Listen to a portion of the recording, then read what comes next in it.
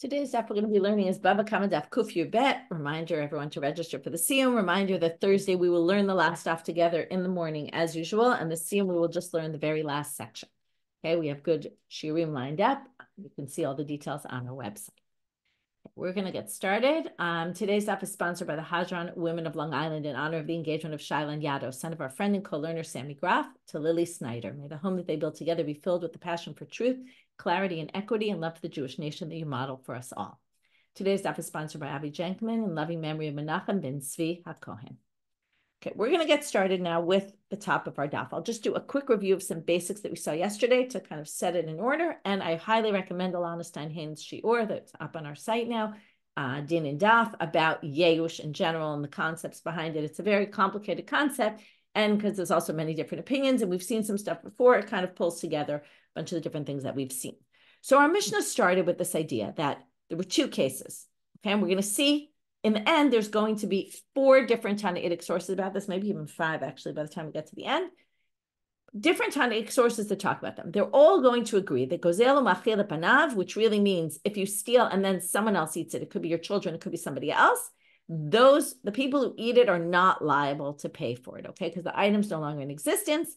And then we had a question, right? This must be after the yeush, after the owners already assumed they weren't getting it back. The third party is not responsible. The second case, which here is going to get a little more complicated, according to the Mishnah, it simply reads, if the father passed it on in inheritance, also the children don't need to pay. From there, if you recall, Rami bar Hama said, well, what are you talking about? Rami bar Hama said, from here you infer, it's obvious from here, that when we look at heirs, why don't the heirs have to pay? Didn't they just get it from the father and shouldn't they have to return it? Rami bar Hama thinks we're talking about, even though the Mishnah didn't mention it, that the object is still in existence and still they don't have to pay. Why is that? Because there's what we call yeush and shinoi reshut. Comes Rami bar Hama and says, what's the reason? The reason is the Baalim obviously said, we're never getting this back, the original owner, and once the heirs get it, it's like it changed domains. And that's where he says, a yoresh is like a lokach. He's like a purchaser. So it's like someone else bought a stolen item, which at that point, it would become theirs. They didn't steal it, right? So basically, that's what he claims we can learn from here. Rava says, what are you talking about? A yoresh is not like a lokach. And there is no shinoi reshut here. So how are you going to explain the Mishnah according to Rava? Rava is going to say, well, there was yeush, and the object was consumed. Okay, that's how he's going to have to read the Mishnah. The object must have been consumed. Because the object was consumed, that's why you don't need to return it anymore. Because when the heirs get it, they don't need to return something that they didn't actually steal. Okay, even though theoretically they become the owners in place of the father, but since they didn't steal it, they don't have to return the value. But if it was still there, of course, they need to return it. Whereas Rami bar Hama doesn't think that's true. And then on account of that, and I'm not going to review this part again, but they each had to explain the last line in a different way. And that's where we ended with Rava, who brought, and that was the second Tanaitic source, Rabbi Oshaya's version. Where there, not like our Mishnah, where our Mishnah didn't distinguish. It wasn't clear from our Mishnah, and that's why each one could explain it differently, whether the object was still in existence or it wasn't in existence. But this braita spells it out. And this braita says, and that was Rava's whole proof, that if it was in existence, the heirs would have to return it. If it wasn't in existence, they wouldn't. And that was what Rava used as his proof for how he reads the Mishnah. Okay. And then we had 2 side questions on that braita. First, we asked a question on Rav Chisda, who had said that if lo nityashu baalim, then of course the one who ate the item could be accused. Okay. And how did he understand one line of that? And how did Rami bar Hama understand one line of it? Okay, so and he would have to say, anytime, again, according to Rami bar Hama, yeush and shinoi reshut makes the heirs free of anything. So anytime there's going to be an obligation on the heirs, and this is something that we'll go through today again, not the Gemara is not going to say this anymore, but we now know this. Anytime we see a source that says the heirs don't have to pay, we're going to have to say, according to Rami bar Hama, there must not have been yeush. It must have been a case where the owners didn't give up hope of getting the item. Well, if the owners don't give up hope of getting the item is still theirs. Okay, which means that the heirs will be responsible. But as soon as they give up hope and it goes to heirs, Rami bar Hama will always say they're not liable anymore. Whereas again, Rava will distinguish between whether the item is in existence or the item is non-existent. So Rav Acha bar Ada matne lahade Rami bar Hama. The first thing we're going to do, and then we're going to bring two more braitot with different variations of these halachot that we've been learning. But right now we're going to say that Rami bar Hama Rav Ada bar Ava explained Rami bar Hama's statement. Now let's go back to Rami bar Hama. Rami bar Hama said in the beginning, Zot omeret, from our Mishnah, you can infer that a yoresh is like a purchaser, because otherwise, right, why else would the heir be exempt? And that was his point. There's yeyush, there's shinoi reshut, right? If you don't hold the yoresh is like a lokach, then there is no shinoi reshut, there's no change of domain here, change of ownership. But Rav Ada bar Ava said that Rami bar Hama didn't learn it from our Mishnah. He learned it from a different source. He learned it from a braita, okay? And it doesn't have to do with theft, it has to do with interest collection. So hiniach lahem avihem, and then we're going to talk about what does it matter whether you say that Rami bar Hama learned it from there or Rami bar Hama learned it from here. And then we're going to have a practical difference. So there's two versions of from which source Rami bar Hama got to the conclusion that a yoresh is like a buyer. An heir is like a buyer, and it's as if it transferred ownership. So the father had a loan that he lent money to someone, he took it back and he collected interest. And the interest was still in his house. He never returned the interest. Even though the children know that the father collected interest and didn't return it, they don't need to return it. Rami bar Hama said, there's your proof. Okay, again, this is Rav Ada bar Ava's version. The Rami bar Hama's statement where he says, from here you see, they don't just take the place of the father, because if they took the place of the father, they obviously have to return the interest. So Rava Amar, Rava, what's he going to say? Because he doesn't think that that's the case. He says, this doesn't pose a problem for me. I think the yoresh comes in place of the father. Why doesn't he need to return the interest? Shanehacha, the Amar Kra, here it's different, because the pasuk says, Al tikach mi'ito neshach v'tarbit, ahadrole ki heche deneche bahada. Okay, you have to return this. Just 1 second. I wanted to check one translation of a word here. So wait a second. Chance to cough. 1 second. Okay, that's what I was missing. Okay, it's because they don't quote the rest of the pasuk. The pasuk says, "Al tikach mito neshach v'tarbit," and the end of that pasuk says, "B'chai achicha ima," so that you can dwell among your brother. In other words, in order to create good relations, we don't take interest. So now they say, therefore, return it to him. Okay, when you took interest, return it to the person you took interest from, so that you can live together with this person. But the Torah didn't command that to the children. They just commanded it to the person who took the interest.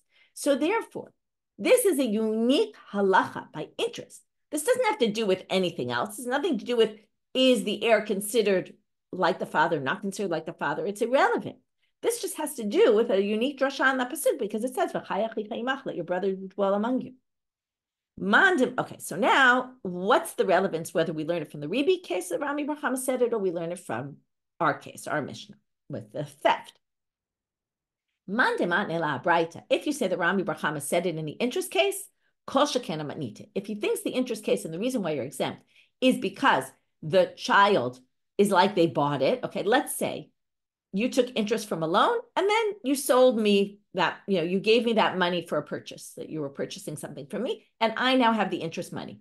Would anybody think that I would have to return the interest money to the person who you took it from? Absolutely not. So the children are like a buyer. It's as if the father passed it to them as a buyer. Then obviously, if that's how Rami bar Hama views the interest case, obviously he'll say the same thing by theft. But, and if it's not obvious to you, it's going to be the other way that's going to be less obvious. You're going to understand why it doesn't work in the other direction. But if he learned his halacha out of our Mishnah, that our Mishnah is teaching you the reason is because a yoresh is not like a lokach. You could say that when it comes to the braita, maybe Rami bar Hama thinks that the reason the child doesn't have to return the interest is because of your brother has to dwell among you, and that's only a commandment to the person who took the interest. So maybe that has nothing to do with this halacha. Okay, that's the issue here. That he could possibly explain that it's divorced from this whole topic. That's the only relevance. It's not a huge relevance. It's just, if you say it here by us, you wouldn't necessarily apply it in that case. The reason for that braita could be totally a different reason. Okay, now we're going to get to, I promise, 2 more braitot about this. Tanu Rabbanan. So they're all going to say, Hagozel ma'achil, if the children eat the item that you stole or some other third party, then ptulim milashalem. Okay, the third party is exempt. Again, we said it's because, right, it would have to be where there's already yeush. Okay, now, and the object is no longer in existence.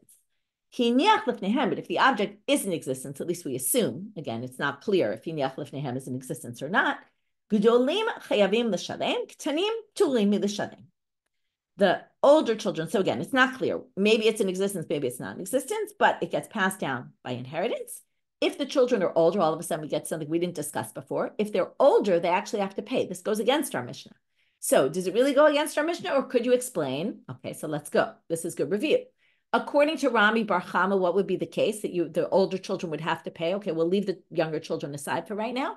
If it's older children, they have to pay. Why? Because it must have been before Yeush. Because Rami bar Hama would say, if there's Yeush, then the children would own it, their own, fair and square. Yeush and Shino Rishut. So Rami bar Hama would have to say this source must be talking about before Yeush. The original owner still doesn't give up hope. If it gets passed to the children will have to return it. If it's Rava, he would say it would be a case where the object is still in existence, and right there could have been Yeush, but the object is still in existence, basically. Okay, so that's how you can explain this source. Now, ktanim ptulim milashalem, because remember, what did they say? You're exempt. Why are you exempt in the Mishnah? Because the item's not in existence anymore, Rava said. And that's why. But if the item's in existence, since even if there's Yeush, there's no Shinoi Rishut here, because the heir is like, I'm just going to keep reviewing this so you get it. The heir is not like a buyer. So it's like the father, which means that nothing has changed from the father's level of responsibility, except for the fact that if the item's no longer in existence, we won't make the children pay. And that's because we don't pass on chovot of the father like that to the children. Now, if they're ktanim, if they're minors, they're exempt. Okay, why is that? Well, they don't tell us this yet, but this is going to hold like Sumchus. Sumchus claims that if you have minors that are involved in any sort of issue, you can't bring them to judgment because they're minors. They can't make any claims against your claim. They can't start arguing for themselves. So we don't bring claims against minors because they can't, really what they say is a minor can't show up in court. And we're going to get into this whole issue because of this later in the second side of today's daf about are you allowed to judge a case without the other side there? So if the children can't come, then the other side isn't there. And if you can't judge a case without the other side there, then you can't judge a case with the child. And therefore, you can't make the children pay. Ve'im amru gdolim. Now, this line's not going to make any sense, and the Gemara is going to say that, and the Gemara is going to change it, but let's just read it anyway. Im amru gdolim ein anu yodim cheshbonot shekashev havinu imach ptulim. If the older children, they'll claim, you go claim that my father stole from you. Okay, you have what we call a definitive claim. It's called a bari claim. We've learned about bari and shema, right? If someone makes a clear claim and someone else makes a maybe claim, we're going to usually, although it depends, there's some machloket about this, but definitely the bari claim is stronger. Whether we accept it or not is a debate, but if you have a shema claim, a maybe claim against a bari claim, a clear claim, we never really accept the questionable claim. So that's why this is going to make no sense. If you come and claim it was stolen, and my heirs say, what are you talking about? My heirs say, we don't really know what happened with our father, or with me, let's say, but, right, it would have to be layers of inheritance. Generally, it would go to the whatever. Okay, let's not get into that. But if the children say, the older children, we don't really know our father's books, but maybe he returned it to you, then they're exempt. So, which the Gemara says, if they make this claim, we don't really know what that's going to exempt them. That's ridiculous. Anyone could always just say that because it's not a committal claim. You can, anyone could say, we have no idea. Rava says, no. What this braita really meant to say was the opposite of what we thought it said. If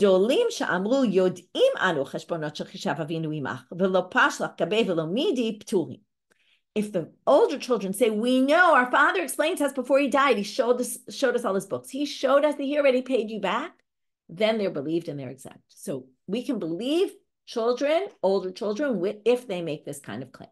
Okay, then it becomes a buried claim, and then at least it's a little more reasonable. It's still a bury against a bury, and why should they be believed? But we're going to give them the upper hand here, and where they're going to be believed. Tanya Ida, okay, another bright. Same thing we keep seeing, that's exact.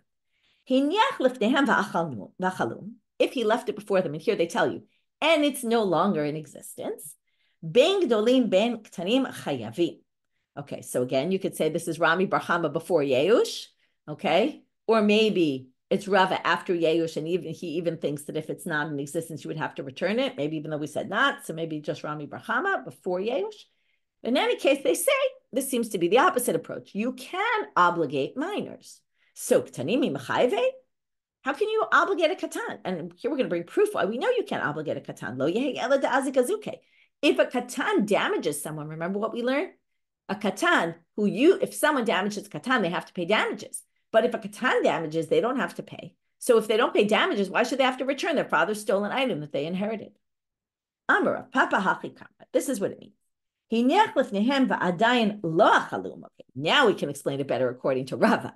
If they didn't eat it, okay, and again, according to Rava, even if there was Yeush, if it's still in existence, or according to Rami bar Hama, if it was before Yeush, and therefore the children don't gain ownership over it, and the item is in existence, and then we can actually force the children to pay because the item is in existence, and it's clear it was stolen, and then we can just take it back. It's much more different if you're going to claim a money, right? The item's not there. The money, maybe the father paid it back, maybe they didn't, and we can't start having a whole judgment against Tanim. But if the item's in existence, we just take it away from them. Okay, Rav. Now we're going to talk about a different case. So Rava says, if the father borrowed a cow. Let's assume the rental deal or the borrowing deal was for a year. Okay, he borrows a cow for a year. Okay, you can change cow to car. Okay, he borrows a car for a year. So the kids can continue to use the cow, the car, whatever it is, for the rest of that year. So let's say he dies mid-year, the kids still have the other 6 months, they can still use it. However, what did we learn about a shoel? Okay, and we'll get to this more in Bava Metzia, but a shoel, we say kol hana'ashalo, all the benefits are theirs. A borrower doesn't have to pay any money and gets to use the item. It's all the benefits. Because of that, when they took the deal, they said, basically, it's as if they said, they don't actually say this, or they don't have to, but they take on responsibility for onsim, for any kind of damage that happens, unless it's typical use that's happening as I'm like it, because the car breaks down because the car was ready to break down. Like as I was driving it stopped. It wasn't, but if some sort of a crash happens or something like an onus kind of unexpected, that's not. Then I have to pay for that. Okay. If it dies while I'm using it, since I borrowed it to use, that's a different story. But basically, the main thing here is onus. Whatever we define goes into that category, you're responsible for. But here they're going to say the children who inherited this borrowed item that they inherited for the time being, they're not chayvin onsim. Why is that? Because they never made a deal with the original guy. In other words, onus is like an extra thing, and it's something that any borrower takes on themselves. It's part of the guy said, you can use my item as long as you accept on yourself. Again, they didn't say it, but it's as if it was said. But these children didn't ever say that. So they weren't part of the original deal. They're not responsible for onsim. What if, there's going to be two cases here, and then we're going to deal with them. They thought it was their father's. They didn't realize it was borrowed. And they slaughtered the animal and ate it. So at that point, okay, they're already more negligent here. I mean, it's not really their fault. They had no idea. Their father didn't tell them, and we're going to talk about that soon. Is it someone's fault? Is it not? But they pay the value of the meat, the cheap price, okay? The cheap, which really means 2/3 of the market price, because the market price is always, we all know, is jacked up. They pay a cheaper rate. Now, here comes, so there were two halachot here, and now we're going to have a third line. Does this line apply to the first line or the second line? We don't know. We're going to talk about that. If the father left them achrayut nechasim, if he left them land, then what do we always say with land? It was mishuabad, right? That there was already a lien on the land before when he was still alive, and therefore chayavim l'shalem, they would have to pay. So what's this referring to? Some people say it's talking about the first line, some people say it's talking about the second. So let's go through. The first line is that if they borrowed it, right, the father borrowed it, passed it on to the children. Well, if the father left them land, then since the father made the agreement in the beginning, and now you would have to say what?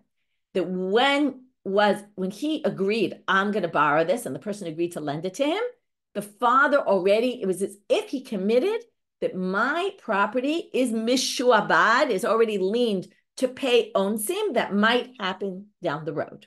Okay, that's what you would say. So, man dematne la resha, kol shekena seifa. If you say, and pliga de Rav Papa, okay, let's just go through what this means. Okay, and then we'll get to the man dematne la seifa. Okay, we didn't explain how it goes with the seifa, but right now we're going to say the following. If you say in the resha that if there was land that was leaned to the onus responsibility from the beginning, then you're obviously going to say, both in case number one and in case number two, you're going to be liable because the kids are going to be liable because the land was already liened and the land went to the kids. So the land just goes to pay for the level of responsibility. This disagrees with Rav Papa. Okay. Now we'll get to Rav Papa in a minute. Okay. Hold off and we'll see how it disagrees with Rav Papa. But if you learned it on the seifa, so what does that mean? It means that you said the kids pay the cheaper rate if they slaughter it and eat it, thinking it was their father's, right? So they made a mistake, but they have to pay for their mistake, but they pay the lower price. But if the father had land and bequeathed them land, then they would actually have to pay the full price. But you wouldn't necessarily say that was the case in the beginning because you could say that whoever said it on the seifa would basically hold like Rav Papa about the following thing. And let's see what Rav Papa says. To Rav Papa. Let me explain Rav Papa outside and then we'll see it inside because he doesn't exactly say this directly. Rav Papa's feeling is, and this is, what did we say before? When did the land become liened? At the moment of the agreement, okay? At the moment of the agreement, the father basically says it's like, again, the borrower is basically saying, I'm going to pay for anything that happens to it, even onus, even unexpected damages, and all my property is liened to that from right now. That's what we explained before. Rav Papa says, no way, no how. When you borrow something, you're not assuming onus is going to happen, really.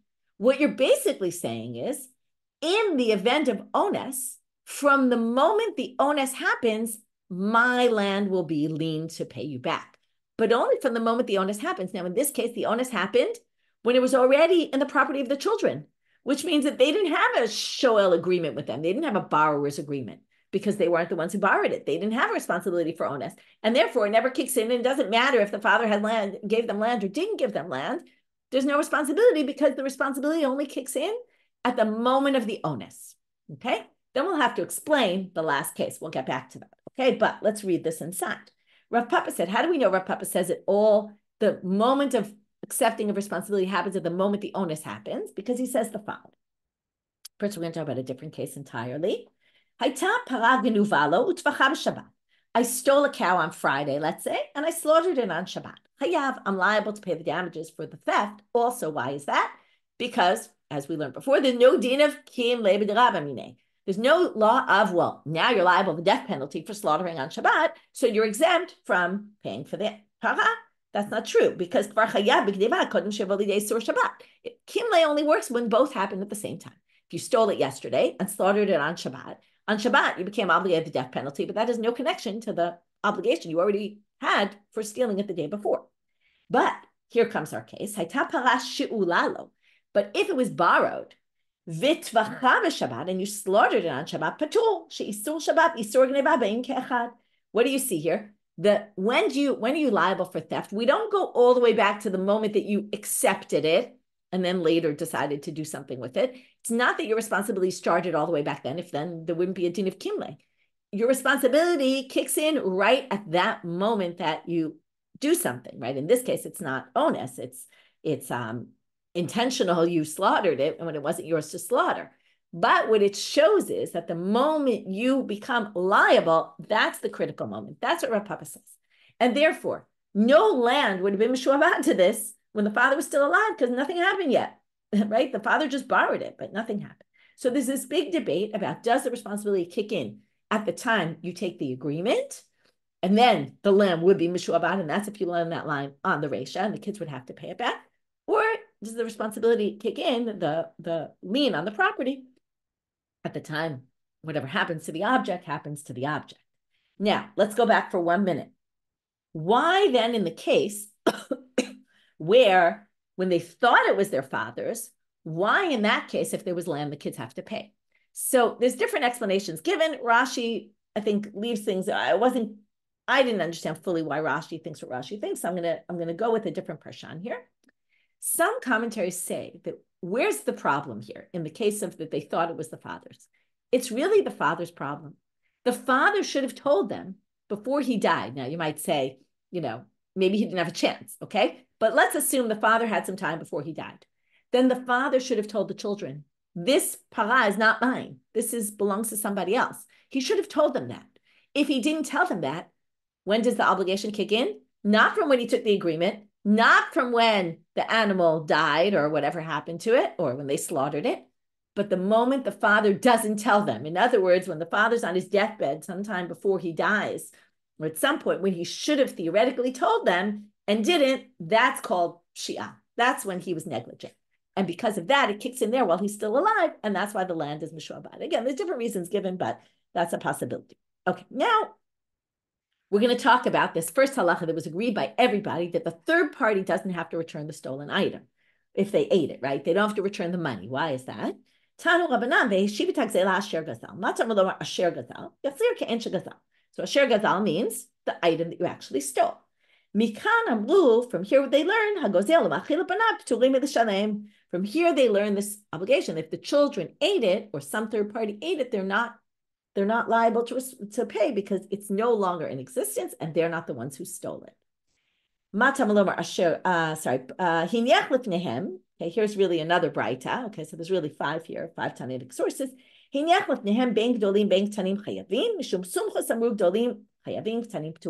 that machloket we saw before, that we had different braitot. One had like chachamim, one like Sumchus. Here comes the machloket exactly. Are ktanim chayavim? Can you bring them to court? According to Sumchus, no, you cannot.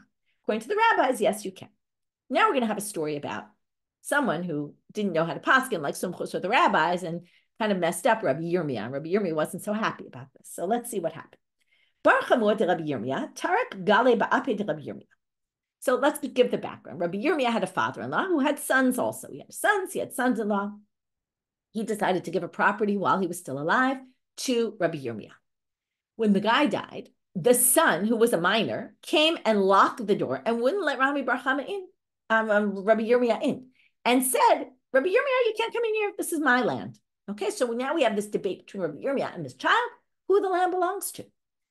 So Rabbi Yirmia goes to court. Atal kamei de Rabbi Avin. Rabbi Avin was in the court. Ama shelo toveh. Rabbi Avin says, look, it's his. He inherited it.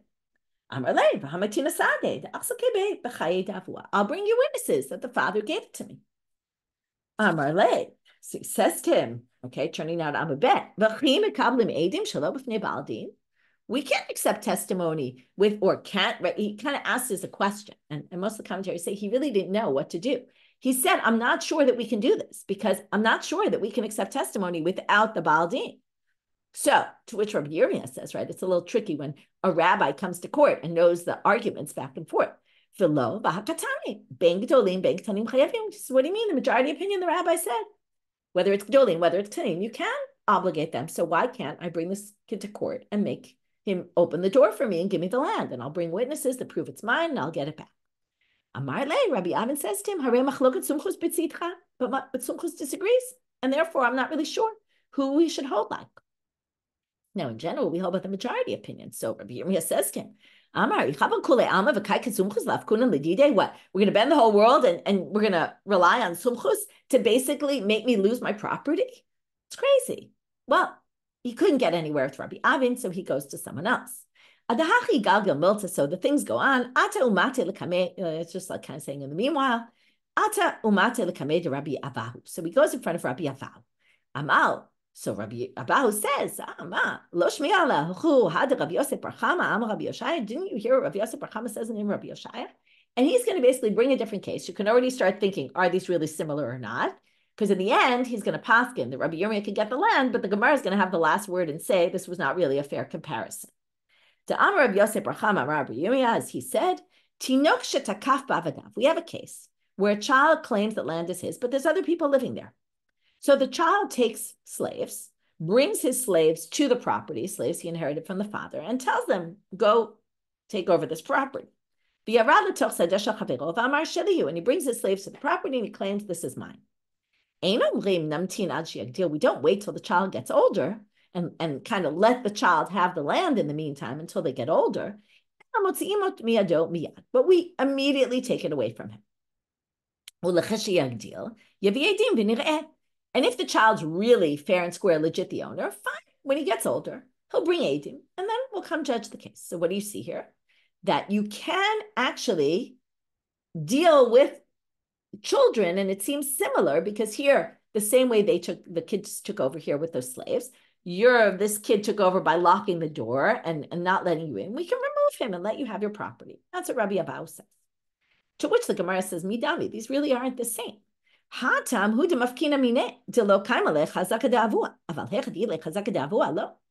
a big difference. In the case that Rabbi Avahu just quoted from Rabbi Yosef bar Hama, basically the kid went into some land he had no previous rights to. There's no proof at all that it was his.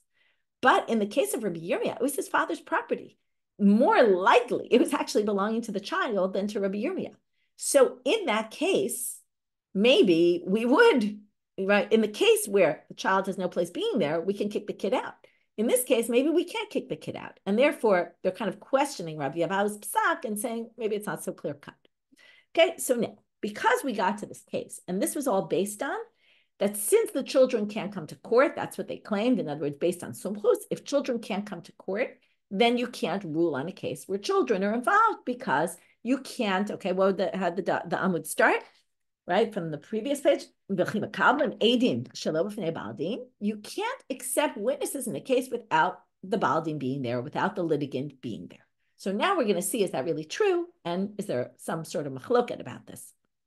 Rav Ashi, it can't be Rav Ashi, by the way, it has to be Rav Asi, because Rav Ashi lived at the end of the time period. We're going to see Rabbi Yochanan comes in and comments, and Rabbi Yochanan was definitely not living in the time that Rav Ashi was living. So most commentaries change it to Rav Asi. Rav Asi, Rabbi Shabtai, Mekablim Edim Shelo B'fnei Baldim. Actually, you can accept witnesses. In other words, I can bring the case to court, try to claim money from you. I can bring witnesses, even if you don't appear in court. Taiba Rabbi Yochanan, and this is for Rabbi Yochanan, because they said, what are you talking about? He says, what? Can you accept witnesses without the baldin? No way, no how. That's what Rabbi Yochanan says. Basically, you can't accept witnesses without the baldin being there. However, this opinion is going to be a little bit modified by Rabbi Yossi Rabbi Chanina. Rabbi Yossi Rabbi Chanina learned this from Rabbi Yochanan and claims that Rabbi Yochanan said, Kigon shayahu choleh u'edav cholim, o shayu edim. There are some cases where you can rule without the person being there. So for example, this makes sense. Either the person himself is sick and that's why he can't come to court. So you don't have to push off till they get better. You can deal with it right then. Also, remember, if he's sick, in those days, a lot of people who were sick died. And if he dies, it'll be much harder to get it from the heirs because it's very hard to get things from heirs. So you can do it. Or a dav cholim, or the witnesses are sick and maybe they're going to die. So seize the opportunity now before they die, do the case. Or a dav wanted to go abroad. And abroad in those days, first of all, could mean they'll never come back, could mean they'll get killed, could mean anything. And certainly it's going to delay things for a long time. It wasn't like they could take a flight for the day and come back. And they called him and said, come to court, but he didn't come to court. So then you can rule without him. So if there's like a time factor here, then you can. Amar Rabbi Yehuda, Amar Shmuel. Now we're going to have another ruling about this. He said, also, like Rabbi Shabtai, you can accept witnesses without the baldin. But this time we're going to modify that. And actually, it's going to be closer to Rabbi Yochanan, because we're going to say, right, Rabbi Yochanan said you can't, but in these cases you can. And when Shmuel said you can, it's only going to be in certain cases.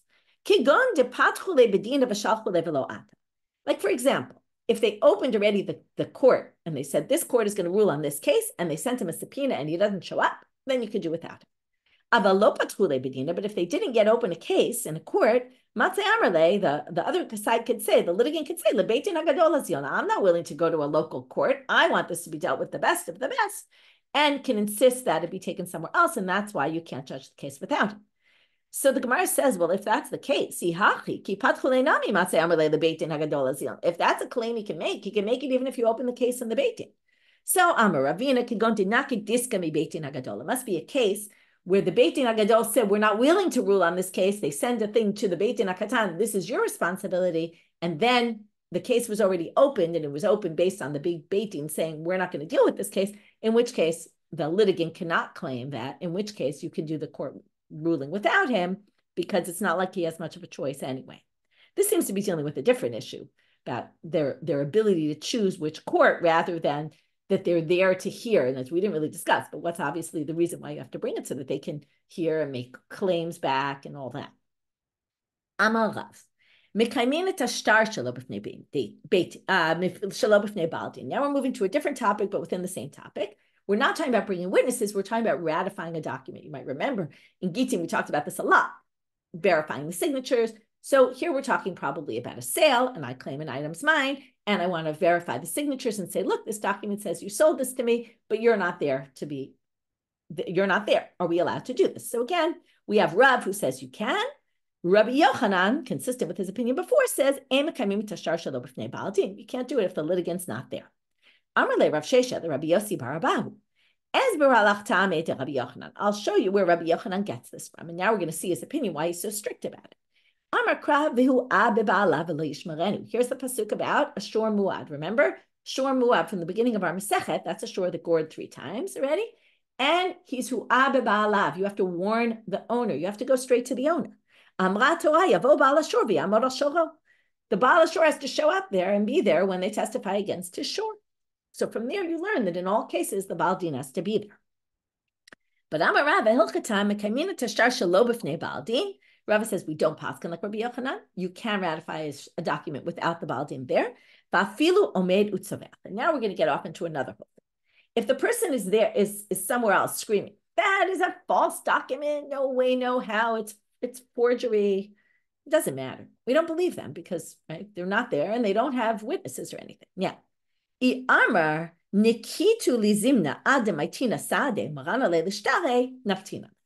What if he says, listen, I need some time. Now, this happens all the time in the court, right? You ever been in a court case? You say, okay, the other side has 30 days to respond. And then you wait the 30 days, and then the other side asks for an extension, and then they get another 30 days, and then they get another 30 days, and the case takes 4 years. So now we're going to talk about what's the outer limit here. So basically, they give them time, and they say, okay, you want to bring witnesses, we'll give you some time. If he comes within that time, and the commentaries basically say, usually it's like 30 days. So they give him 30 days. If he doesn't bring witnesses, we give him a little extra. Okay, this is the classic. Okay, you get one more extension. What's the extension? Bahab. This is funny. This you might remember from Ta'anit, which are fasts.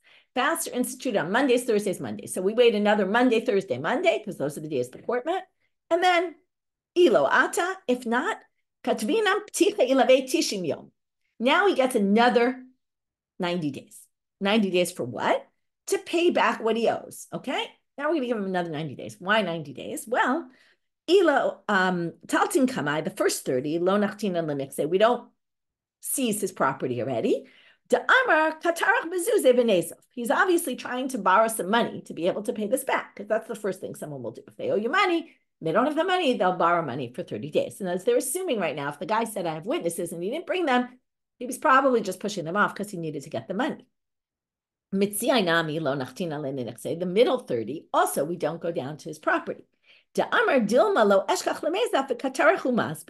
Because maybe he can't find, no one will give him a loan, so he's going to start selling his property. So we give him 30 days to sell his property. So now why the last 30 days at this point should be done?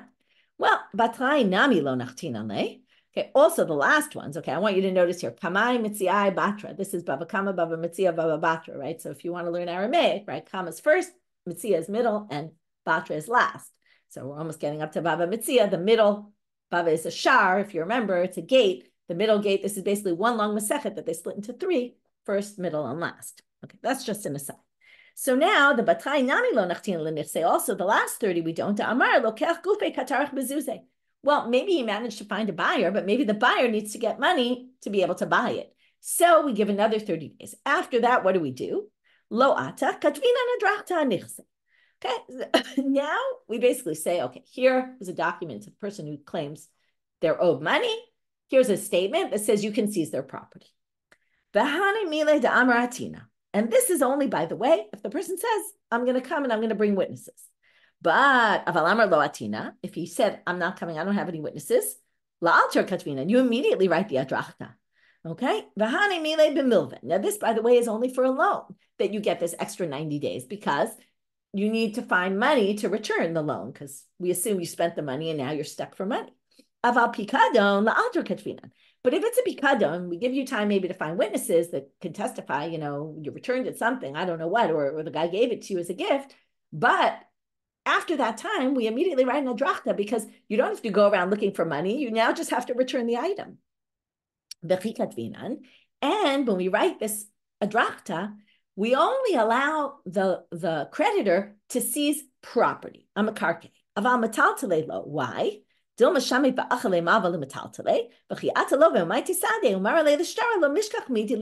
is interesting. Even I said I have witnesses, but then I don't bring them. Now, it could be we still are thinking that maybe this document isn't good enough, and maybe really I'm right. So we hold that there's an outer possibility. So we say, when you as let's say you're the creditor, you can come and take my property. You can't take movable items because if you take movable items, let's say you take my produce, you'll eat it, you'll have nothing left. And if I later go prove that I'm really owed, that it was really my money, I already paid you back, I'll have nothing to collect from you. So we kind of put in protections for me also that we only let you take it from my land so that the land will still be in existence if and when I actually produce testimony. But if you yourself have land, then you can actually take my metaltalin because you have land against it. But the Gemara actually rejects that and says, "Belohi adrachta metaltalei lo katvinan afagav le mekarke."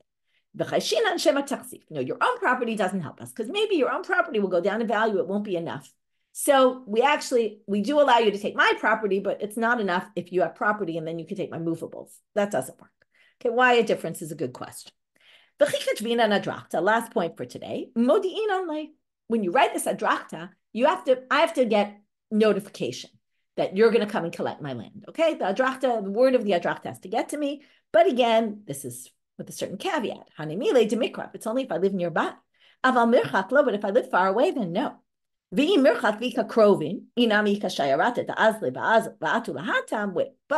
if I live far away, but I have relatives who travel to visit me, or there's caravans that go between my place and your place, where it's going on,